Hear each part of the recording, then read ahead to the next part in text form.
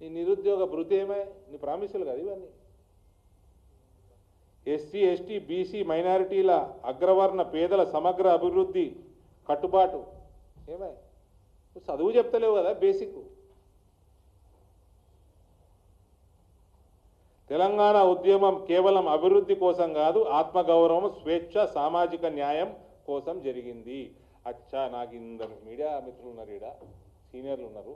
తెలంగాణ ఉద్యమంలో ఒక్కనాడు pro Telangana statement అని ఇచ్చిండా? ఆ పోయినోడు గవర్నెన్స్ చక్కగా లేకుండే విపరీతమైన కరప్షను, సరే పోయిండు. కనీసం ఒక ఉద్యమ చరిత్ర ఉంది ఆయనకి, కేసీఆర్. ఈయన ఒక్కరోజు ప్రో తెలంగాణ స్టేట్మెంట్ ఇచ్చిండా? సపరేట్ స్టేట్మెంట్ అని ఇచ్చిండా?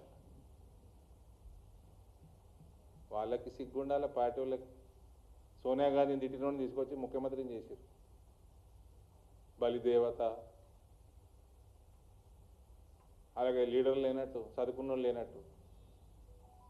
బిఏ చదివినా అంటాడు, బిఏ చదివి పోయి హార్వర్డ్లో చేసినా అన్నాడు. 11వ తరగతిలో చెప్తారు క్రాప్ డైవర్సిఫికేషను.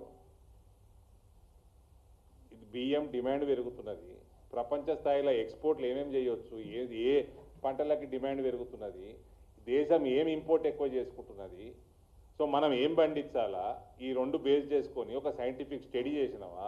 పెట్టు, రిపోర్ట్ పెట్టు. మహిళా అభ్యున్నతి ఏంది చెప్పు, రిపోర్ట్ పెట్టు. ఇప్పటిదాకా ఏమేమి హోంవర్క్ చేసినావో పెట్టు. బీడీ కార్మికులకు బీడీలు మొత్తం తగ్గిపోతా ఉన్నది రోజు రోజుకి. వాళ్ళకి ఆల్టర్నేట్ ఉపాధికి ఏం ప్లానింగ్ చేసినావు చెప్పు. ఆ స్పీచ్ ఓడో రాసిస్తాడో అవలగాడు, వీడు చదువుతాడు. మళ్ళీ అది 10 ఎండగొడుతుందట. 10 పేజీలు చదివి ఏదో ఇంకా 5 పేజీలు పెండింగ్ పెట్టిపోయినట్టు. అంతేనా చెప్పు? కరెక్టా? ఎండగొడుతుందట.